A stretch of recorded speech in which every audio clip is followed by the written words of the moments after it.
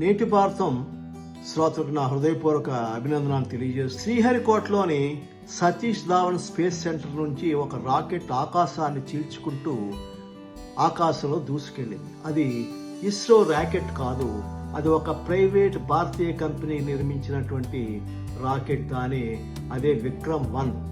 ఈ ప్రయోగంతో భారత్ ప్రపంచానికి ఒక స్పష్టమైనటువంటి సందేశం ఇచ్చింది. భారత్ ఇప్పుడు ప్రభుత్వ అంతరిక్ష సంస్థతో మాత్రమే కాదు, ప్రైవేట్ కంపెనీలతో కూడా ప్రపంచ అంతరిక్ష పోటీలోకి అడుగుపెట్టింది.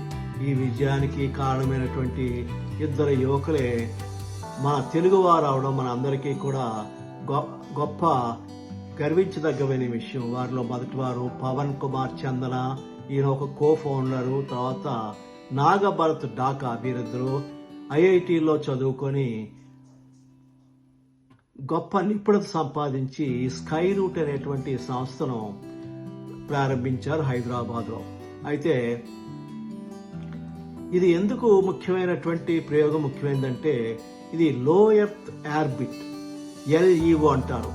ఈ ప్రయోగం భారత భవిష్యత్తును ఎలా మార్చబోతుందో ఈ వీడియోలో తెలుసుకుందాం. భారత అంతరిక్ష ప్రయాణం 1960లో ప్రారంభమైంది.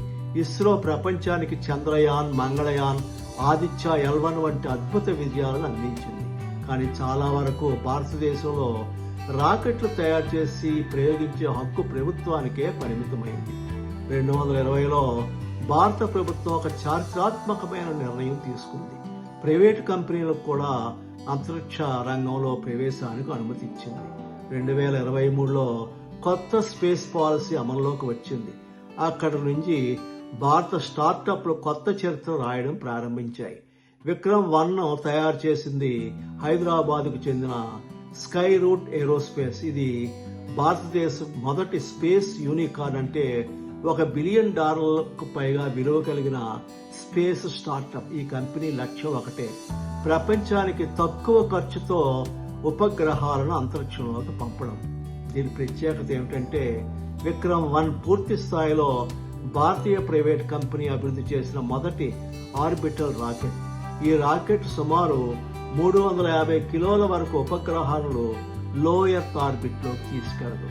ఇది ఒకేసారి అనేక చిన్న ఉపగ్రహాలను కూడా ప్రయోగించగలదు. ఈ ప్రయోగంలో పలు టెక్నాలజీ డెమాన్స్ట్రేషన్ ఉపగ్రహాలు విజయవంతంగా కక్షలోకి ప్రవేశించాయి.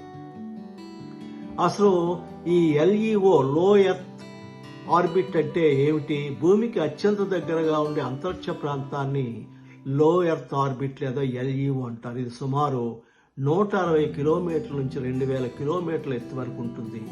ఇక్కడే వేలాది ఉపగ్రహాలు తిరుగుతున్నాయి. అయితే ఇది ఎందుకు ముఖ్యమైనది?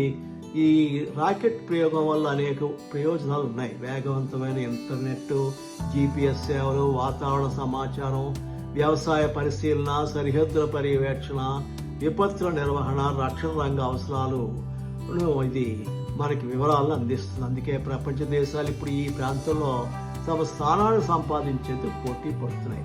ఈరోజు అమెరికా SpaceX వేలాది స్టార్లింక్ ఉపగ్రహాలను ఇప్పటికే కక్షలోకి పంపింది.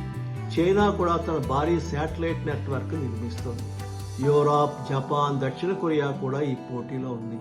ఇప్పుడు భారత్ కూడా వేగంగా తన అడుగులను ముందుకు వేస్తూ ఉంది. అయితే ఈ విజయంతో భారతదేశంలో అనేక అవకాశాలు తెరుచుకునే మొట్టమొదటిసారిగా చిన్న ఉపగ్రహాలను తక్కువ ధరలో విదేశాలకు ప్రయోగించే అవకాశం మనం కల్పిస్తున్నాం. ప్రైవేటు పెట్టుబడులు భారీగా వచ్చే అవకాశం ఉంది. మూడవది వేలాది కొత్త ఉద్యోగాలు. నాలుగవది ప్రపంచ స్పేస్ మార్కెట్లో భారత్ తన వాటాను పెంచుకునే అవకాశం. అయితే ప్రపంచంలో భారత్ 3వ దేశం, స్పేస్ టెక్నాలజీలో 3వ దేశం అవుతుంది. ఈ విజయంతో ప్రైవేట్ ఆర్బిటల్ లాంచ్ సామర్థ్యం కలిగిన దేశాల జాబితాలో భారత్ అమెరికా, చైనాల తర్వాత 3వ స్థానంలో నిలిచింది. కేవలం ఒక రాకెట్ విజయం కాదు, ఇది భారత్ స్టార్టప్ ఎకోసిస్టమ్ యొక్క విజయం. రాబోయే సంవత్సరాల్లో స్కై రూట్ మాత్రమే కాదు, అగ్నికుల్ కాస్మస్, పిక్సెల్, బెల్ట్రెక్స్ ఏరోస్పేస్, దిగంతర వంటి భారతీయ సంస్థలు కూడా ప్రపంచ మార్కెట్లో పోటీకి సిద్ధమవుతున్నాయి. ఇకపై భారతదేశం కేవలం ఉపగ్రహాలను ప్రయోగించే దేశం మాత్రమే కాదు, అంతరిక్ష ఆర్థిక వ్యవస్థలో ప్రధాన శక్తిగా ఎదగాలని ఒక లక్ష్యం పెట్టుకునిగా పనిచేస్తూ ఉంది. విక్రమ్ 1 విజయవంతమైన ప్రయోగం భారత అంతరిక్ష చరిత్రలో ఒక కొత్త అధ్యాయానికి నాంది పలికింది. ప్రభుత్వం, ప్రైవేట్ రంగం కలిసి పనిచేస్తే భారతదేశం ప్రపంచ స్పేస్ పవర్ గా ఎదగడం అసాధ్యం కాదు. ఇది కేవలం ఒక రాకెట్ ప్రయోగం కాదు, భారత అంతరిక్ష భవిష్యత్తుకు ఎదిగిన తొలి అడుగు. ఈ వీడియో మీకు నచ్చినట్టు తప్పనిసరిగా లైక్ చేయండి, షేర్ చేయండి, కామెంట్ చేయండి. ఇలాంటి చరిత్ర, శాస్త్రం, అంతరిక్షం, ప్రపంచ పరిణామాలపై ఆసక్తికరమైన వీడియోల కోసం మా ఛానల్ సబ్స్క్రైబ్ చేస్తారని ఆశిస్తూ జై హింద్.